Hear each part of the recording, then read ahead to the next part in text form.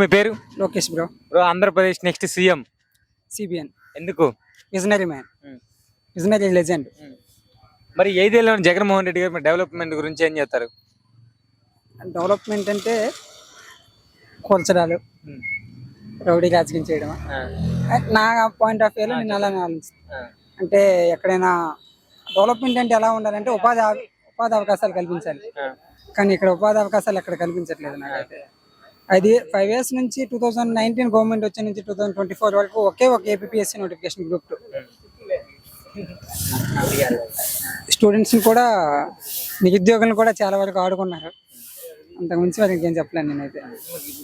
మరి చంద్రబాబు గారు వస్తే డెవలప్మెంట్ జరిగిద్దని మీరు నమ్ముతున్నారా? అంటే విజనరీ మ్యాన్ కదా.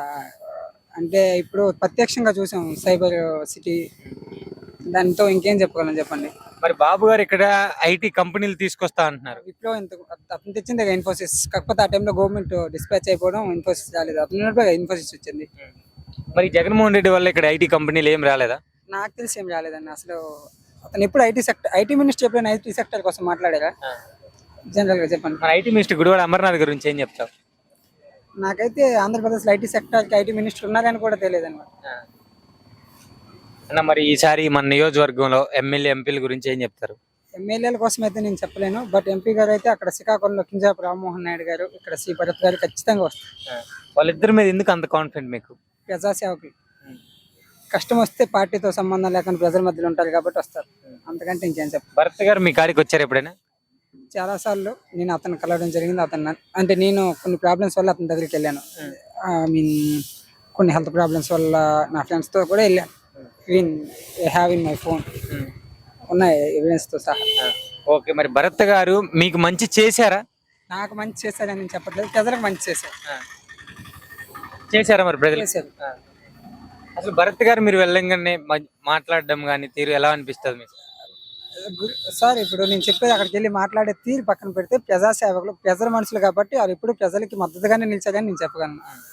మరి ఈసారి ఆయన గెలిపించుకోగలరా? గెలిపిస్తారు. విశాఖపట్నం ప్రజలు ఖచ్చితంగా అతని వైపే మొగ్గు చూపుతున్నారు. ఖచ్చితంగా గెలుస్తారు నాకు తెలిసినంత వరకు అయితే. ఈసారి మరి ఆయనకి ఎంత మెజారిటీ రావచ్చు? మెజారిటీ అయితే మనం చెప్పలేము కదా, ఎందుకంటే నాది డిస్ట్రిక్ట్ కాదు. శ్రీకాకుళం డిస్ట్రిక్ట్ అంటారా చెప్పేవాడిని. ఈ డిస్ట్రిక్ట్ అయితే నాకు తెలియదు. మరి ఓవరాల్ గా 2024లో బాబు సిబిఎన్ జగన్ వస్తే ఏముంది, పక్క రాష్ట్రంకి వెళ్ళిపోతాం. ఇంకేముంది, ఆధార్ కార్డు పాన్ కార్డు అన్ని మార్చుకొని నెక్స్ట్ రాష్ట్రంకి వెళ్ళిపోతాం. హాయ్ సార్, మీ పేరు? నా పేరు అల్లాజీ. సార్, నెక్స్ట్ సీఎం ఎవరైతే బాగుంటది? చంద్రబాబు నాయుడు అయితేనే బాగుంటది. ఎందుకు సార్? చంద్రబాబు నాయుడు అయితే ఇలా వచ్చే రాజకీయాలు అలాంటివి ఏం రాకుండా ప్రతి ఒక్క విద్యార్థికి కూడా ఉద్యోగాలు వచ్చే అవకాశం ఉంటది. వ్యవస్థ బాగుంటది. మెయిన్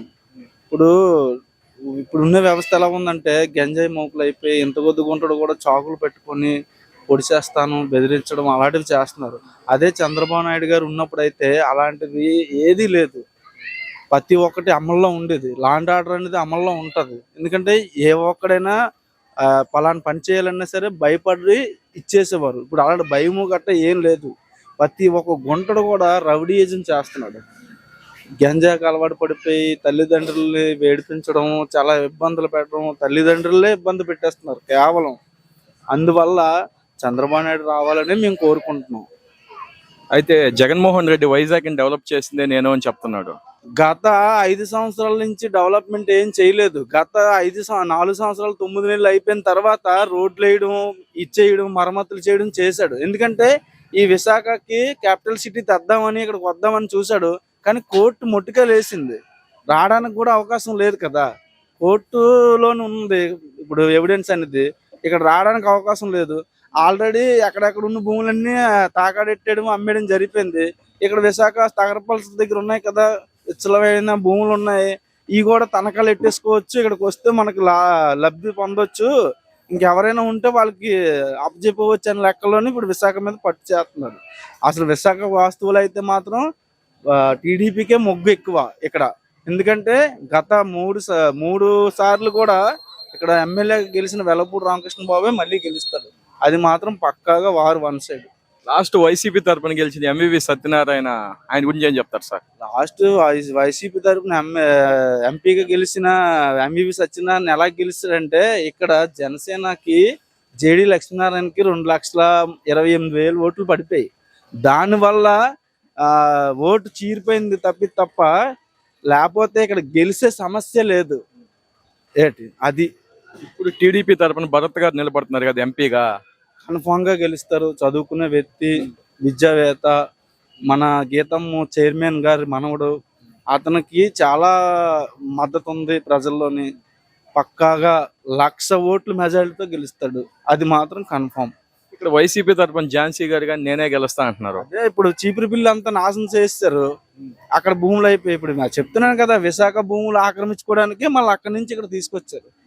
మరి ఇక్కడ కూడా అదే చేద్దామనేసి ఇక్కడ తీసుకొచ్చారు. నెక్స్ట్ మన భరత్ గారు గెలిస్తే పార్లమెంట్ లో మన విశాఖ సమస్యలు తెలియజేస్తారా? కంపల్సరిగా తెలియజేస్తారు. ఫిషర్మెన్స్ కునే ప్రాబ్లమ్స్, ఫిషర్మెన్స్ కునే ఈ ఇబ్బందులు అన్ని అక్కడ మాట్లాడతారు. మాట్లాడి మాకు అన్ని రకాలుగా లబ్ధి పొందుతారనేసి మేము గెలిపించుకుంటాం. మీ పేరు? శివశంకర్. సార్ నెక్స్ట్ ఎలక్షన్ లో మరి ఓటు ఎవరికి వేసి గెలిపిస్తారు సార్ మీరు? చంద్రబాబు నాయుడు కూటమికి ఓటేస్తాం. ఎందుకు చంద్రబాబు నాయుడు గారికి ఏమేయాలనుకుంటున్నారు? ఆయన అభివృద్ధి వేరు, ఈయన అభివృద్ధి వేరు. సార్ ఈ జగన్మోహన్ రెడ్డి గారి పాలన మీకు 5 ఏళ్ళు ఎలా అనిపించింది? అస్సలు బాగలేదు. వైజాగ్ నేను డెవలప్మెంట్ చేశానని అంటున్నాడు. చేస్తే కనపడుతుంది కదా, మాకైతే కనపడలేదు. సార్ ఐటీ ఏదో కంపెనీలు తీసుకొచ్చామని చెప్పి ఐటీ మినిస్టర్ అంటున్నారు. ఇంతవరకు ఈ వరకు శంకుస్థాపనలు చేసిన వరకే, ఇంతవరకు ఏమి అవ్వలే. 5 ఏళ్ళు అక్కడ వైజాగ్ లో ఎటువంటి డెవలప్మెంట్ లేదు. లేదు, అస్సలు లేదు. సార్ మరి ఇప్పుడు తెలుగుదేశం పార్టీ గారు చేసిన అభివృద్ధి మళ్ళా తెలుగుదేశం పార్టీ వస్తే అభివృద్ధి చెందుతుందా? పూర్తిగా మా నమ్మకం ఉంది. ఎందుకు అసలు తెలుగుదేశం పార్టీని మీరు నమ్ముతున్నారు? మేము ఇదివరకు చూసాం కాబట్టి నమ్ముతున్నాం. ఇప్పుడు మరి భరత్ గారు ప్రజల్లో లాస్ట్ టైం ఓడిపోయారు కదా, మరి ఈసారి గెలుస్తారని మీరు నమ్ముతున్నారా? గెలిపిస్తాం కూడా. ఎందుకు అంత కాన్ఫిడెన్స్ చెప్తున్నారు? ఉంది. ప్రజల్లోకి ఓడిపోయిన కాడ నుంచి ప్రజల సమస్యలు తెలుసుకున్నారు ఆయన? వస్తున్నారు, తిరుగుతున్నారు, కనుక్కుంటున్నారు. మరి ప్రజల కోసం ఆయన పార్లమెంట్ లో డేర్ చేసి మాట్లాడగలరా మన ప్రజల సమస్యలు? అది వేచి చూడాలి. ప్రజల గురించి ఆలోచిస్తారు ఆయన అనుకుంటున్నాను. మరి ఈసారి ఆయన గెలుస్తారా సార్? పూర్తిగా. అసలు జగన్మోహన్ రెడ్డి గారి పాలన ఒక్క ముక్కలు ఎలా ఉంది ఈ వైజాగ్ లో? అసలు బాగలేదు. గెలవరు ఆయన ఈసారి? గెలవరు. అన్న మీ పేరు? సురేష్. అన్న ఏ కాన్స్టిట్యున్సీ? మేము ఇక్కడ ఎంఈపీ చాప్టర్ 6 హౌస్. అన్న నెక్స్ట్ ఎలక్షన్ లో మరి ఓటు ఎవరికి వేసి గెలిపిస్తారు? అదే సైకిల్ వెల్పూర్ రామకృష్ణ బాబు, విఆర్కే బాబు. ఎందుకు ఆయనకి వేయాలనుకుంటున్నారు? అతను మంచి పనులు అదే మొత్తం అంతా బాగానే చేస్తారు, మంచి పనులు అన్ని బాగానే చేస్తారు. మరి ఈ వైసీపీ ప్రభుత్వం మీకు ఎలా అనిపించింది 5 ఏళ్ళు? 5 ఏళ్ళు మరి అంత ఏం కాదు, అయ్యా యావరేజ్, అదే బాగాలేదు. స్టూడెంట్స్ ని గంజాయిగా మారుస్తున్నారని అంటున్నారు, ఈ ప్రభుత్వం నిజమేనా? అంటున్నారు, మరి నాకు కూడా తెలియదు, అందరూ అంటున్నారు డ్రగ్స్ ఎక్కువైపోయింది ఈ ప్రభుత్వం గెలిచిన తర్వాత, వైసీపీ డ్రగ్స్ చాలా ఎక్కువైపోయింది అని అంటున్నారు. అందరూ అంటున్నారు, చాలా మంది నిన్న విన్నాను మొత్తం అంతా, వాళ్ళు చెప్తున్నారు అంతే. మరి ఈ 5 ఏళ్ళలో జగన్మోహన్ రెడ్డి గారు ఇక్కడ ఏమైనా డెవలప్మెంట్ చేశారా వైజాగ్? వైజాగ్ అయితే డెవలప్మెంట్ కొంచెం కొంచెం చేశారు, మరి అంత కాదు, చిన్న చిన్న చేశారు, మరి అంత ఎక్కువేం కాదు. బాబు గారికి చేశారా, జగన్మోహన్ రెడ్డి గారు ఎక్కువ చేశారు? బాబు గారు ఎక్కువ చేశారు. వైజాగ్ బాగుపడడం నా వల్లే కారణం అంటున్నారు జగన్మోహన్ రెడ్డి, దానిపై మీ అభిప్రాయం ఏంటి? ఏటి లేదు అంతే, అతను కాదు, బాబు గారే చేశారు.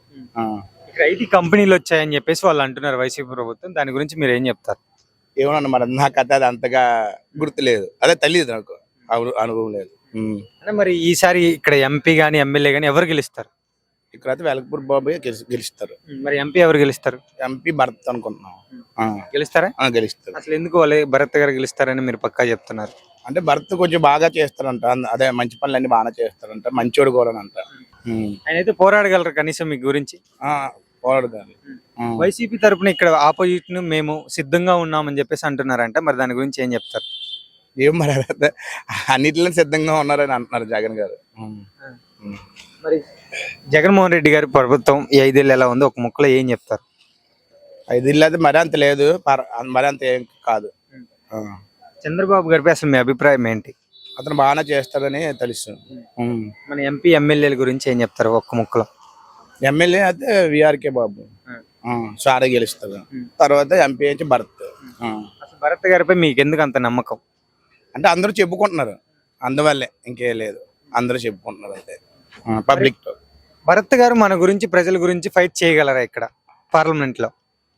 చేయగలరు, పక్కా. పక్కా.